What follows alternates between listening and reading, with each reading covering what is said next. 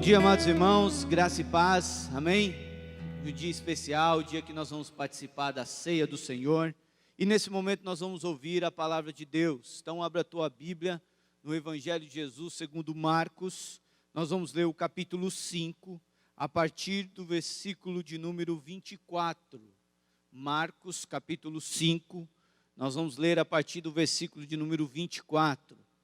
Tenho certeza que Deus vai falar ao nosso coração nessa manhã, através da sua palavra maravilhosa, palavra que não volta vazia. Louvado seja o Senhor. Amém? Você que está na sua casa, abra aí também a sua Bíblia, ou ligue a Bíblia aí, o aplicativo da Bíblia no seu celular. Marcos capítulo 5, a partir do versículo de número 24. Jesus foi com ele, grande multidão o seguia, comprimindo. Aconteceu que certa mulher que havia 12 anos, vinha sofrendo de uma hemorragia, e muito padecera a mão de vários médicos, tendo despido tudo quanto possuía, sem contudo nada aproveitar, antes, pelo contrário, indo a pior. Tendo ouvido a fama de Jesus, vindo por trás dele, por entre a multidão, tocou-lhe a veste. Porque dizia: se eu apenas tocar as vestes, ficarei curada. E logo se lhe estancou a hemorragia, e sentiu no corpo estar curada do seu flagelo. Jesus, reconhecendo imediatamente que dele saíra poder, virando-se no meio da multidão, perguntou: quem me tocou as vestes? Responderam-lhe seus discípulos: vês que a multidão te aperta e dizes: quem me tocou? Ele, porém, olhava ao redor para ver quem fizera isto. Então, a mulher, atemorizada e tremendo, cônscia do que nela se operara, veio, prostrou-se diante dele e declarou-lhe toda a verdade. E ele lhe disse: filha, a tua fé te salvou, vai-te em paz e fica livre do teu mal. Vamos orar ao Senhor. Eterno Deus e poderoso Pai, te louvamos e te agradecemos, porque o Senhor é maravilhoso. Obrigado pela tua graça, obrigado pelo teu amor. Agora, Deus, rogamos ao Senhor, pedindo para que o Senhor fale conosco através da tua palavra. Que o Senhor, ó Deus, possa nos trazer um conforto do Espírito Santo através dessa palavra, Deus. Que o Senhor, ó Deus, nos leve a uma vida mais íntima, mais profunda com o Senhor. E que quando enfrentarmos momentos difíceis, possamos ter atitudes corretas, práticas, ó Deus, de buscar ao Senhor acima de todas as coisas. Sê conosco nessa manhã, em nome de Jesus. Amém. Eu costumo dizer que há 3 tipos de pessoas. Aquelas pessoas que passaram por um sofrimento, independente do tempo do sofrimento. Mas aquelas que enfrentaram lutas, dias difíceis, escuridão na sua alma e no seu coração. Aqueles que estão, o segundo tipo de pessoa, são aquelas que estão passando por dificuldades, por lutas, pelo vale da sombra da morte. Aquelas pessoas que estão enfrentando grandes problemas, lutas terríveis, seja da ordem que for, financeira, familiar, na alma, emocional, enfermidade, espiritual. E existe aquelas pessoas que irão sofrer. O fato é que todos nós, em algum momento da nossa vida, vamos nos encaixar em algum desses grupos. Ou já sofremos, ou estamos sofrendo, ou iremos sofrer. O fato é como enfrentamos ou encaramos os sofrimentos que a vida nos traz. O texto que nós lemos vai nos mostrar algumas atitudes que uma mulher praticou para que o sofrimento que ela estava enfrentando cessasse. E são essas atitudes que nós devemos ter na nossa vida hoje também. O Evangelho de Marcos é o primeiro evangelho a ser escrito. é chamado de evangelho sinótico.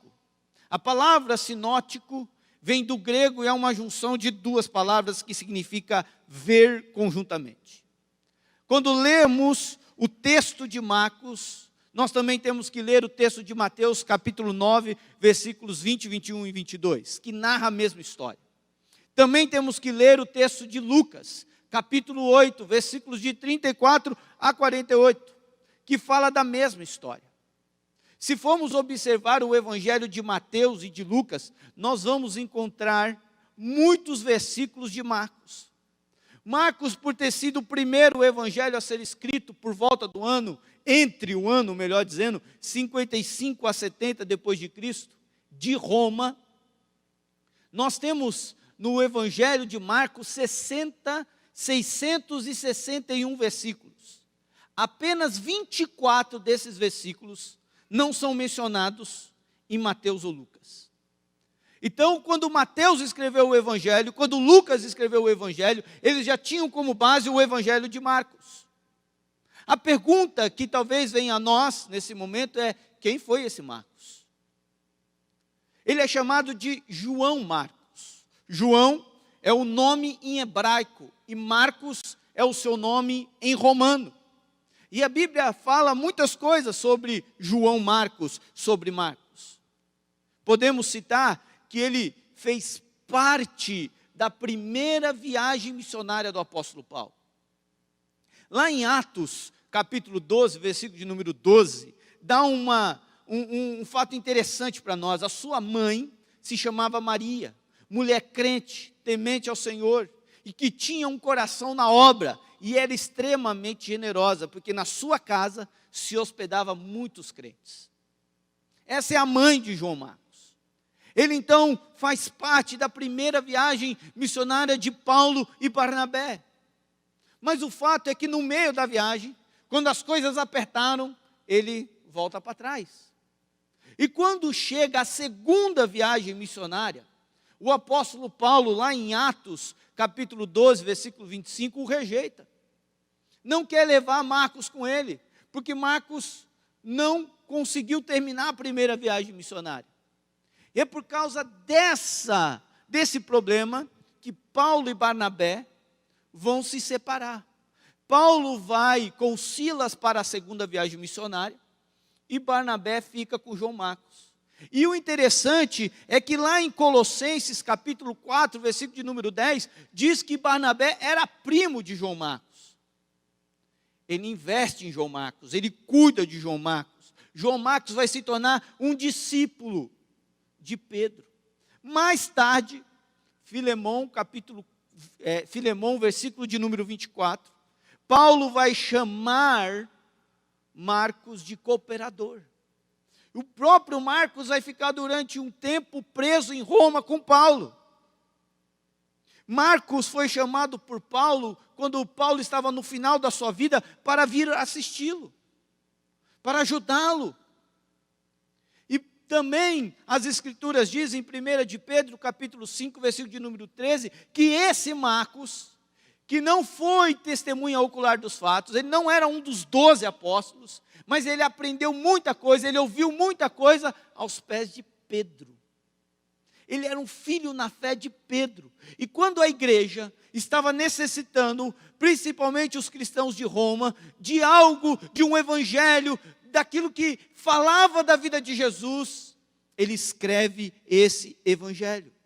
O evangelho de Marcos, um evangelho curto, prático. A ênfase do evangelho de Marcos está mais na prática de Jesus, mais nos milagres de Jesus, do que nos ensinos de Jesus. Por isso que é um evangelho rápido. Ele enfatiza a obra de Cristo. Ele enfatiza Jesus como Filho de Deus, mas o Filho de Deus que veio até a terra para ser servo, para servir, para cuidar das pessoas. Esse evangelho é querigmático, ou seja, é um evangelho de proclamação, de proclamar Jesus como Rei e Senhor. Pode observar que ele enfatiza sempre a popularidade de Jesus, a identidade de Jesus. Ele usa muito a expressão multidão. e no final ele vai enfatizar o sofrimento de Cristo. Prova disso é que até o capítulo de número 5, nós temos várias curas que Marcos registra. Nós temos a cura do endemoniado de Cafarnaum, nós temos a cura da sogra de Pedro, a cura do leproso, o texto vai dizer outras curas, a cura do paralítico, a cura do homem da mão ressequida, há muitas curas que Jesus fez à beira do mar da Galileia. Aí ele conta as parábolas, a parábola do semeador, a parábola da candeia, a parábola da semente, a parábola do grão de mostarda. E aí ele volta a falar de que Jesus vai libertar um homem endemoniado, um Gezareno. Ele fala que Jesus acalmou a tempestade. E aí a gente chega no capítulo de número 5.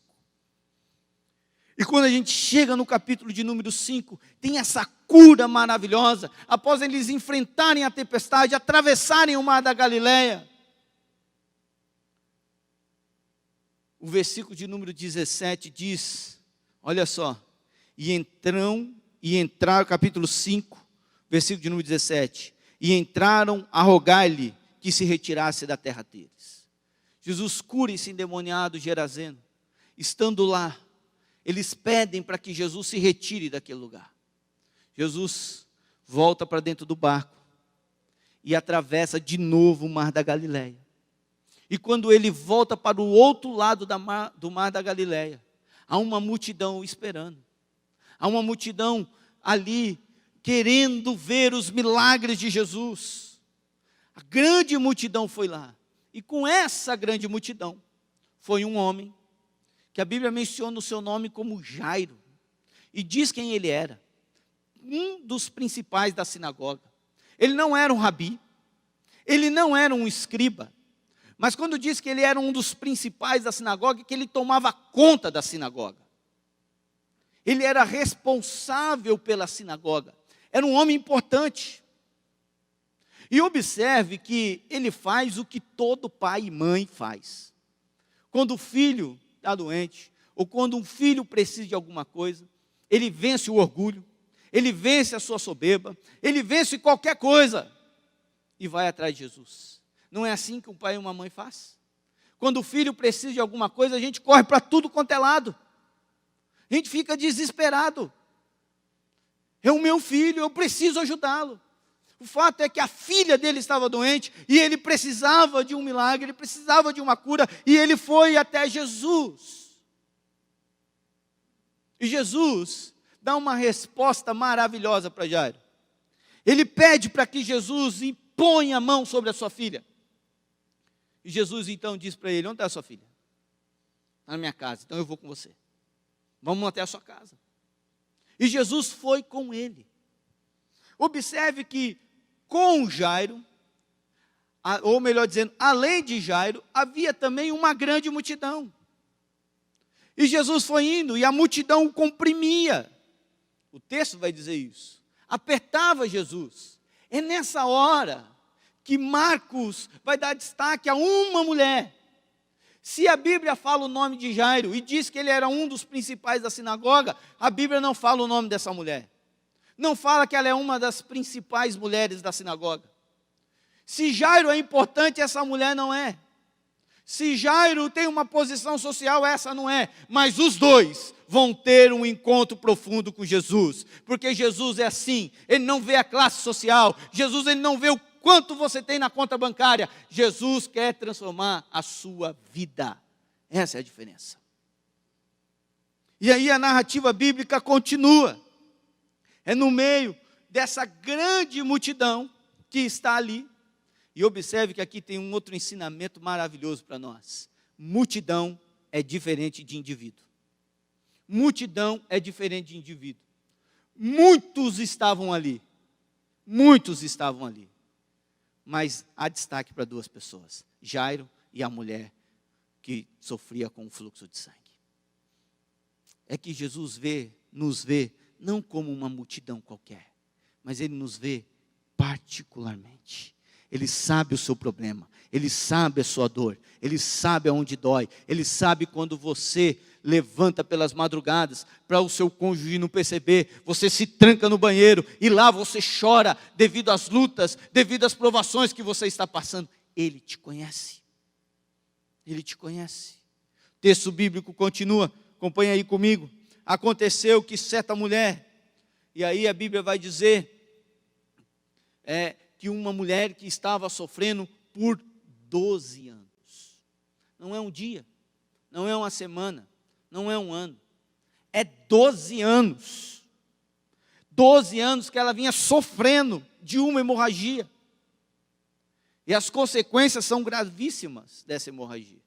Primeira coisa importante é que aquela mulher buscou a cura durante 12 anos, sofrimento prolongado, sofrimento difícil. A nossa geração que está acostumada a resolver os problemas, está acostumado a que tudo seja rápido. Você já parou para pensar? 12 longos anos sofrendo, gastando tudo que tinha, porque o texto diz isso. E detalhe que o texto de Marcos ele é rico, porque ele diz que todas as vezes que ela procurava cura, que ela procurava alívio, o que acontecia?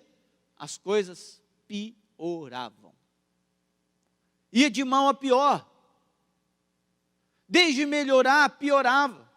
É como muitas vezes eu comparo como uma mãe, ou melhor dizendo, como uma mulher que não pode ter filhos. E ela procura um tratamento e o médico dá uma esperança, mas chega no meio do tratamento, não dá certo. E ela procura outro médico, tenta outro tratamento, novo, algo que pode dar certo. E chega no meio, não dá certo. O desespero, a dor. 12 anos sofrendo assim. 12 anos passando por isso. A cada dia uma decepção. Agora observe os traumas que essa mulher sofreu. Se ela fosse casada, segundo a lei de Levíticos, ela não pode tocar no marido. A Bíblia não diz que ela é casada. Mas se ela fosse, ela teria que manter sempre uma distância do seu marido, porque ela é impura. Não podia ter contato com uma mulher com fluxo de sangue. Se ela não fosse casada, fosse solteira, com quem que essa mulher iria casar? Ninguém ia querer ela. Ela é desprezada. Na rua passava, a mãe do outro lado chamava o filho, vem, cuidado com aquela mulher lá, porque ela tem fluxo de sangue, ela é impura. Era considerada quase uma leprosa. Ela não podia frequentar os cultos na sinagoga, ela não podia ir ao templo adorar a Deus por 12 anos, porque era considerada impura, e o texto de Levítico é claro de que ela não pode cultuar a Deus. 12 anos sem poder ir à igreja, 12 anos vivendo uma afronta, sendo esquecida, marginalizada, deixada de lado, nem ir ao templo para cultuar o seu Deus, ela pode. Versículo de número 26, melhor dizendo, e muito padecer a mão de vários médicos tentaram, mas não conseguiram. Obviamente, nós estamos falando aí da metade do século I, a medicina não era tão atualizada como é o dia de hoje, mas todo o tratamento novo que aparecia, ela procurava, vendeu tudo, não tinha nem mais dinheiro, porque gastou tudo tentando buscar a sua cura, a sua saúde. Qual é o bem mais valioso do homem que não tem Deus? É a saúde. É a saúde. Continuando o texto, o versículo de número 27. Tendo ouvido a fama de Jesus. Tendo ouvido a fama de Jesus. Essa mulher ouviu que existe um tal de Jesus. E esse Jesus cura, liberta, salva. Interessante que Eusébio de Cesareia, comentando esse texto, e falando a respeito desse texto, ele diz que provavelmente essa mulher, ela veio de longe. Ela veio de uma cidade chamada Cesareia de Filipe. Cesareia de Filipe é uma cidade a 40 quilômetros do mar da Galileia, que é onde Jesus estava. Interessante, uma coisa mais interessante, que o mar da Galileia está a cerca de 200 metros abaixo do nível do mar. Essa mulher teve que andar muito para ir até Jesus, mas ela ouviu falar de Jesus. Ela colocou a sua fé exatamente nisso. Ela teve coragem. Ela não podia ser vista, ou melhor dizendo, ela não podia tocar nas pessoas, porque as pessoas iam se sentir impuras. Você imagina uma mulher com fluxo de sangue caminhando 40 quilômetros. Os historiadores dizem que é um dia de caminhada. Sofrendo, passando dificuldade, chacota, porque ela era impura. Mas ela foi corajosa. Ela foi corajosa. Versículo 28 diz assim: porque dizia, se eu apenas lhe tocar as vestes, ficarei curada. O pedido dela, o desejo dela no coração, é apenas um toque nas vestes de Jesus. E por que ela tinha que ser corajosa? Porque Jesus é considerado um mestre, um rabi, e ela não podia nem tocar nas vestes, que senão iria trazer a impureza para o rabi. Mas ela tem fé, ela acredita que se ela tivesse apenas um toque na orla das vestes, como diz Mateus, ela pode ser curada.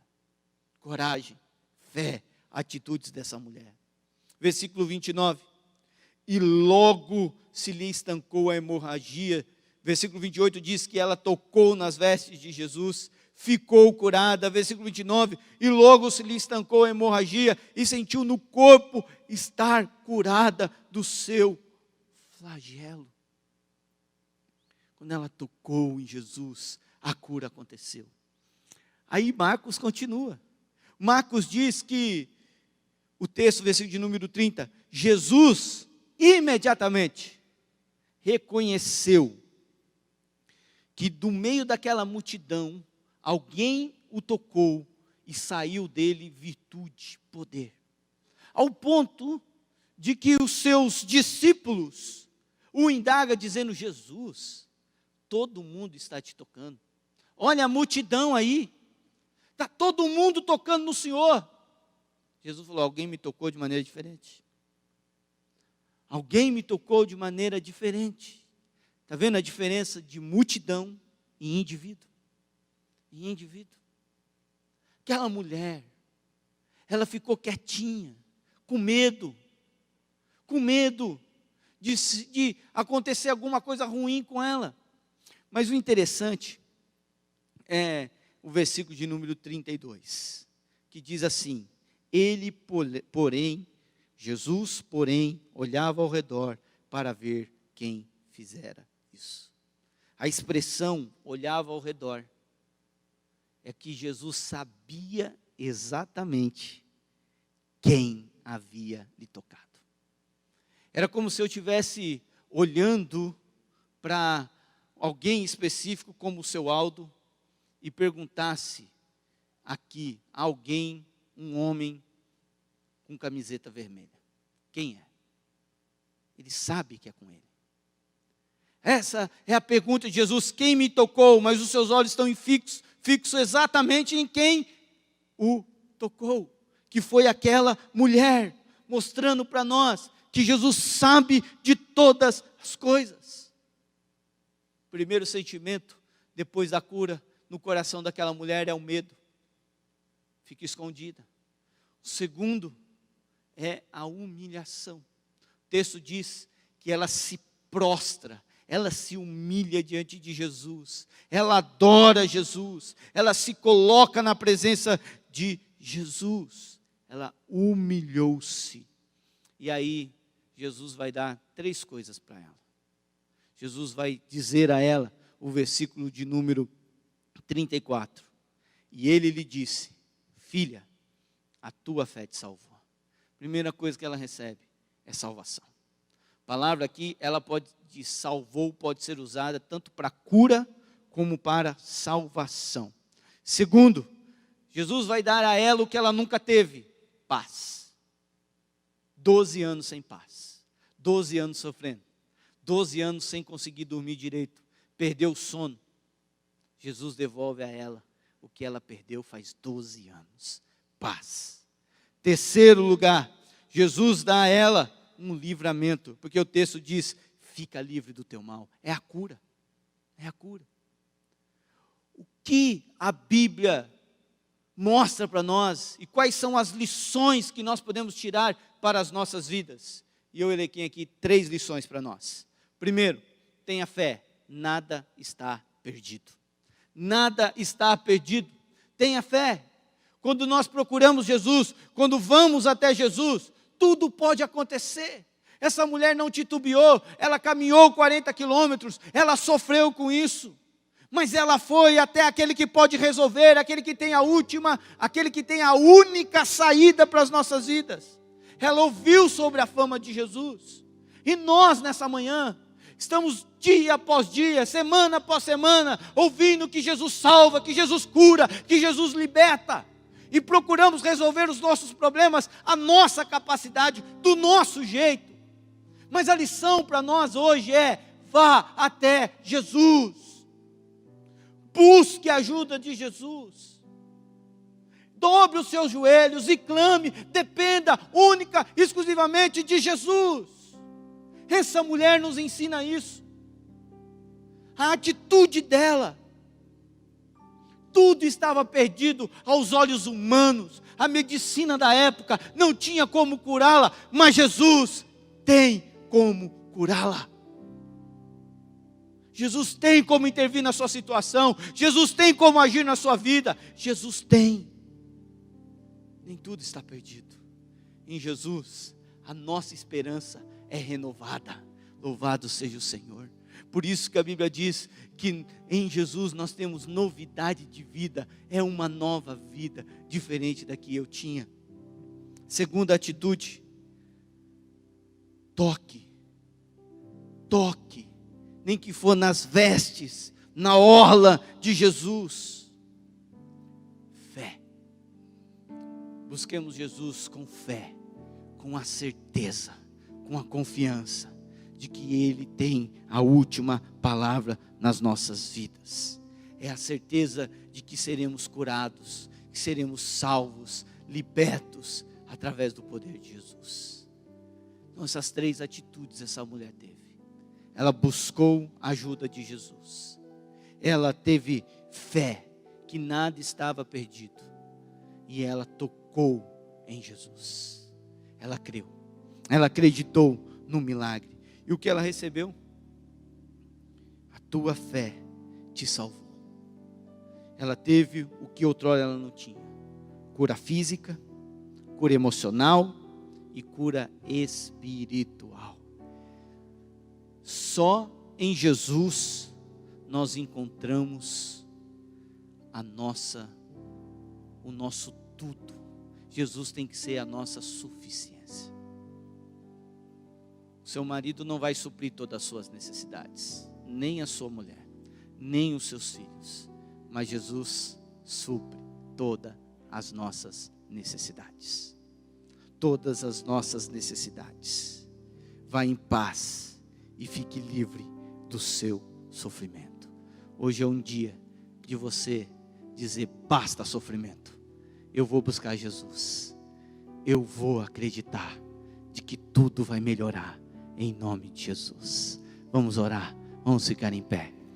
Coloque a sua vida diante de Deus. O seu problema, suas lutas, suas dificuldades.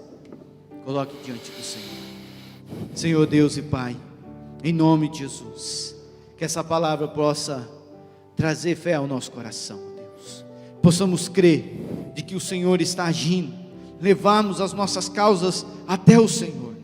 Essa mulher usou a sua fé para tocar no Senhor. Hoje, ó Deus, nós podemos usar a nossa fé para acreditar, para ter a esperança renovada, a restauração, o renovo do Senhor. Nós queremos ouvir dos lábios do Senhor a palavra que o Senhor disse a essa mulher: vai-te em paz e fique livre do teu mal. Aleluia. A tua fé te salvou. Em nome de Jesus. Amém.